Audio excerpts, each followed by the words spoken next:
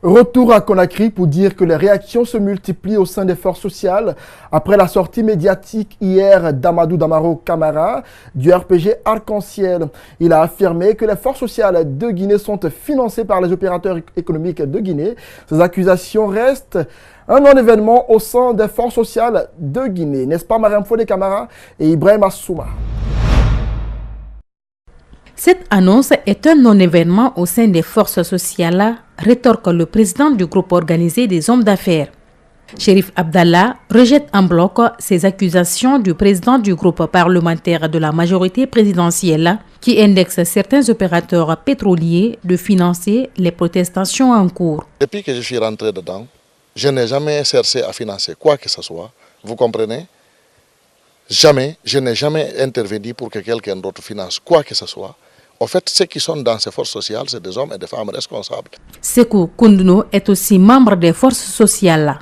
Il se bat pour la baisse du prix du carburant à 8 000 francs guinéens. Il comprend l'honorable Damaro dans sa position de militant. Les dires de l'honorable Damaro, pour lequel j'ai beaucoup de respect et d'estime, au fait, demeure au sein des forces sociales un non-événement. C'est un point sur lequel nous n'allons pas au fait, commenter dans la mesure qu'il est dans sa posture. Il est bel et bien dans son droit de défendre au fait, ce parti quand ils sont en position de faiblesse. Ceux qui pensent qu'on est financé par X ou Y, regardez un peu, on va vous montrer tout à l'heure les bols dans lesquels on mange nos plats de 30 000 à 40 000 et dans quelles conditions nous subsistons ici. C'est pour vous dire que nous croyons aux valeurs. Les membres des forces sociales restent droits dans leurs bottes. Nous restons mordicus sur notre position.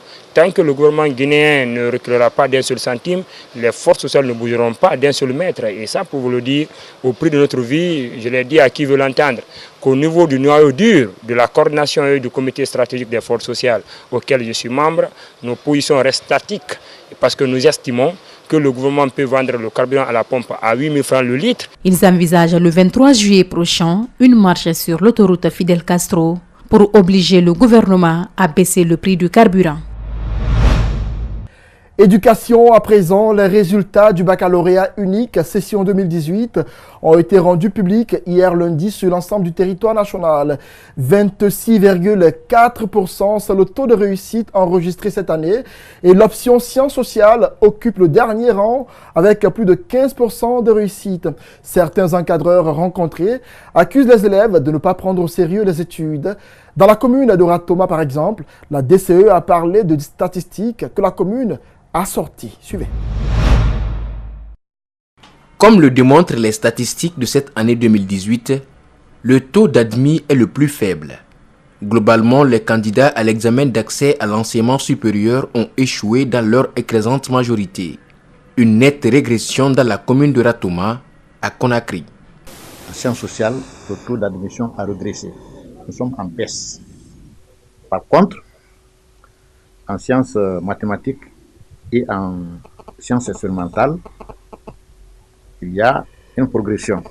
En sciences mathématiques de 13,87% et en sciences expérimentales de 9,20%. Avec un taux de 39,40%, l'option sciences mathématiques a eu beaucoup plus d'admis. Pour cet encadreur d'établissement, ces résultats dénotent le faible niveau des apprenants, surtout en sciences sociales. Il faudrait que chaque acteur accepte de jouer son rôle. Quand je commence par les acteurs, d'abord l'État est là, le gouvernement. Il faut que le gouvernement affiche une réelle volonté d'accompagner les élèves et les écoles. Je pense que les résultats que nous avons obtenus reflètent réellement le niveau des élèves. Il ne faut pas se leurrer. Comme vous le savez, depuis un certain temps maintenant, nous voulons qualifier le système éducatif guinéen pour qu'il soit au même niveau que les autres systèmes de la sous-région, pourquoi pas au niveau mondial. Les réformes engagées dans le système éducatif guinéen ont encore du mal à donner de bons résultats. D'année en année, le niveau des élèves baisse. Éducation toujours, les candidats sont loin d'être les seuls responsables de leur échec au baccalauréat. C'est toute une chaîne et les apprenants doivent être les derniers à être pointés du doigt, explique un universitaire. Les causes des échecs, les conséquences sur le système éducatif et même le développement du pays sont revues par Mamadou Sadio Baldé et Yacouba Traoré. La cellule familiale s'implique très peu. La qualité des ressources humaines mises en œuvre dans le cadre de l'encadrement et dans le cadre de la formation est défaillante.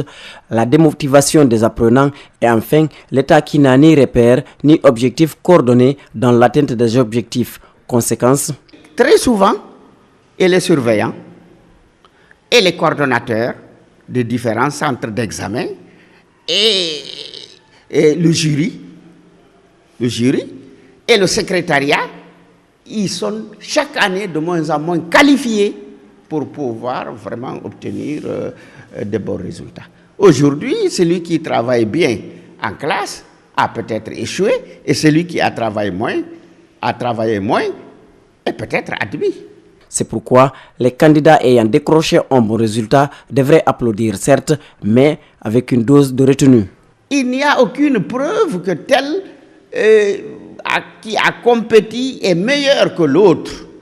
Parce que malheureusement, on n'a même pas accès aux copies pour pouvoir vérifier, pour corriger. Un parent d'élève qui a besoin aujourd'hui des résultats de son enfant qui a échoué ne peut pas les avoir. Il ne peut pas les avoir. Et pourtant, il devrait les avoir pour savoir là où il y a les faiblesses de son enfant. Dans une moindre mesure, les supputations s'orientent sur le changement de ministre à la tête du département à quelques jours du déroulement des examens. La réponse du professeur est tranchante sur la question. Si la gouvernance qui a été remplacée est autant médiocre que la gouvernance qui l'a remplacée, évidemment, on obtient toujours les mêmes résultats. Que faut-il donc au système éducatif guinéen pour éviter des lendemains qui déchantent? Il faut des acteurs plus engagés. Il faut, pour obtenir des résultats plus performants, il faut des professionnels plus aguerris, aptes à épauler les besoins de la nation. Je vous l'annonçais dans les titres, les étudiants guinéens du Maroc sont en grève. Ils réclament l'amélioration de leurs conditions d'études à travers l'augmentation à 300% de leur bourse. Hier, alors que ces étudiants manifestaient devant les locaux de l'ambassade de Guinée au Maroc, ils ont été malmenés par la police sur instruction, disent-ils, de l'ambassadeur. Nous avons pu joindre par téléphone Mori Traoré, l'un des étudiants grévistes, qui revient sur les raisons de leur grève. Suivez. On a commencé la manifestation hier, le lundi 16 juillet 2018. Voilà, à partir de 16h déjà, on était au niveau des locaux de l'ambassade, où l'ambassadeur a essayé d'ordonner de nous barrer la route. Voilà, et nous sommes restés toute la journée vers 17h. C'est à partir de 17h que nous sommes rentrés dans la cour de l'ambassade.